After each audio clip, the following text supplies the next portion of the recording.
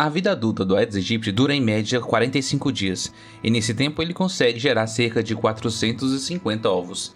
E o que esses dias e ovos têm a ver com o assunto, você deve estar se perguntando.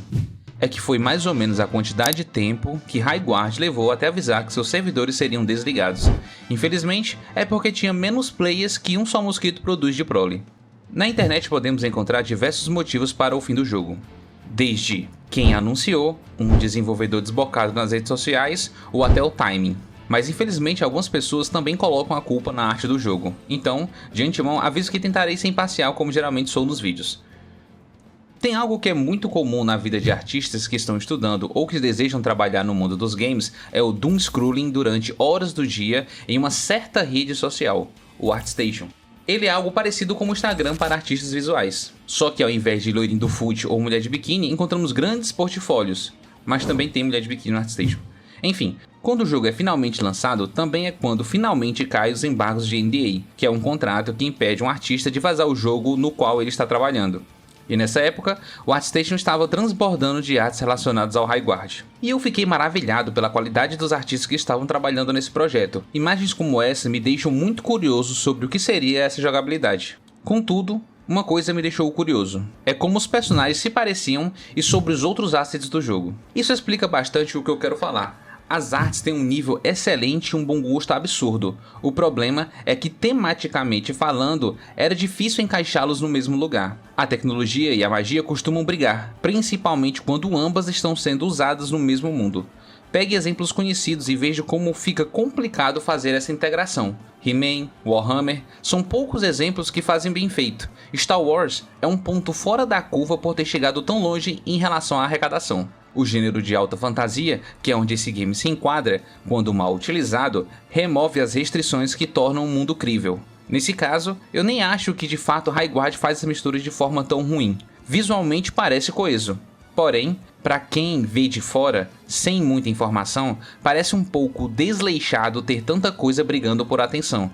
Acaba não se tornando único e parecendo um pouco promíscuo. A aparência de um jogo é tão importante quanto a jogabilidade. Acredito que o visual de HighGuard foi escolhido por razões financeiras, já que os designs de fantasia e personagens colorido/atraentes tendem a monetizar melhor com a venda de skins e cosméticos, diferente de visuais puramente militares e práticos, como foi o que aconteceu com Titanfall, jogo que antecedeu HighGuard, se desconsiderarmos Apex, que se passa nesse mesmo universo de Titanfall, mas tenta ainda manter a, abre aspas, linha editorial que já foi estabelecida no passado com os militares e mechas. No primeiro jogo deles, mesmo que tenha sido um fracasso financeiro, não é pesaroso encontrar quem esteja ainda nos dias de hoje sonhando com a volta dos servidores. Coisa que não vai acontecer com HighGuard, infelizmente. Isso é fácil de entender quando colocamos lado a lado o quão é fácil assimilar cada jogo. Se eu chegasse para qualquer pessoa tentando explicar Titanfall, ela poderia entender facilmente sem eu precisar mostrar nada. No entanto, HighGuard... O modo principal de HighGuard é o Raid Mode. É composto por fase de reforço. Você tem um tempo curto para fortificar pontos estratégicos. Daí, vamos até certos locais para reforçar paredes ou defesas, esperando que o inimigo não consiga passar por ali mais tarde. Fase do Looting. O objetivo agora é encontrar baús e minerar a moeda do jogo. Fase de, cabo de guerra. Enquanto você luteia, uma espada mágica surge em um ponto neutro do mapa. As duas equipes precisam lutar pelo controle desse item. Aí depois de pegar a espada mágica, nós temos que levá-la até a base inimiga. Lembrando que, quando essa fase acaba e o item é ativado, os respawns são desativados. Se você morrer aqui, o round pode até acabar para você. Fase de invasão. Se a gente conseguir levar essa espada até a cúpula que protege a base inimiga, a proteção cai. Aí então o jogo vira COD. Pois é, muitas críticas sobre a estética desse jogo se baseiam em dizer que o projeto falhou porque tentou agradar a todos os públicos. Apesar da produção impecável e polida, ele ficou sem uma personalidade marcante e pouco inspirador por escolher um realismo genérico em vez de uma estilização mais marcante. Sinceramente, vemos um recurso nos outros jogos que tentam abordar esse aspecto de unir coisas que aparentemente são divergentes.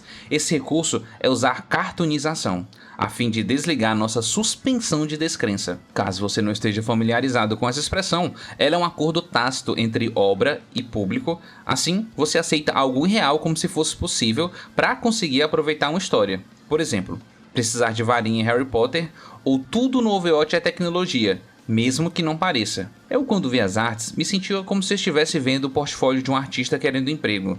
Faltava algo como se fosse um produto de fato. Vamos fazer um paralelo com a rodovia. Você poderia viajar de uma ponta a outra em alta velocidade, e tudo que você veria em volta são vegetações, mas sem nada muito marcante. Algo que fosse ficar vivendo na sua mente durante muito tempo. Faltou pontos memoráveis ou bizarrices que deem caráter ao mundo. Talvez o Kai seja esse personagem um pouco fora da curva, se esquecermos que ele parece muito com outras figuras de cabelo branco que se transformam. Mas realmente o destaque vem porque ele é um personagem de anime. Um entre outros personagens que são uma mescla de muitas outras coisas e que o mérito realmente grandioso é o da Cristina Lavinia Ferris, ela quem fez os personagens pertencerem ao mesmo mundo. Porém, na hora de abraçar o risco, faltou um pouco de audácia da produção. No High Guard, os personagens têm características muito semelhantes, tamanhos parecidos e biotipos sem muito contraste. Mesmo que o jogo tenha tecnologia e magia na mesma proporção, pelo menos aparentemente, quando vemos eles em uma line-up, nada fica muito claro. Não tem um ser puramente mágico, nem um robô. Parece uma linha de NPCs que estão voando baixo para não ofuscar uma possível protagonista. E se compararmos com Overwatch? Bem, eu acho que a imagem fala por si só. Uma coisa curiosa é que as Prestige Skins, que são skins pagas e caras, são o único visual que realmente consegue dar alguma personalidade ou vibe clara aos personagens. Acho complicado que a verdadeira identidade visual de um herói esteja escondida atrás de uma barreira de pagamento. Uma crítica que li sobre o game é que eles poderiam adotar um estilo industrial sujo / funcional de Titanfall, onde cada parafuso parecia ter uma função e também visualmente parecia que aquela não era a primeira batalha daquele herói. O maior desafio do atual design é que parte delas são puramente estéticas e não parecem ter algum significado para aqueles indivíduos. Então, a produção, ao invés de individualizar, acaba escolhendo clássicos de fantasia, capa, mãos com poderes, magias de animal, peles, enfim.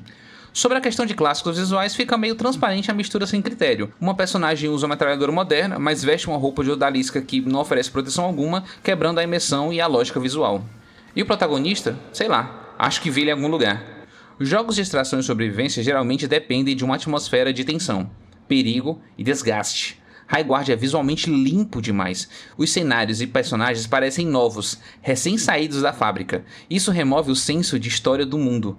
A falta de decisão aqui vem de copiar a estrutura de jogos de sobrevivência, mas aplicar um filtro visual de um desenho animado genérico de manhã de sábado. Estilos artísticos únicos, como realismo sujo ou estéticas experimentais, são difíceis de vender skin. A perseguição ao dinheiro fácil e o medo de arriscar impediram o jogo de ter uma alma. Eles acreditaram que, por terem feito Apex e Titanfall, o público aceitaria qualquer tipo de visual desde que o tiro fosse bom. O resultado foi um jogo que as pessoas olharam e sentiram que já tinham visto aquilo 1000 vezes em outros fracassos.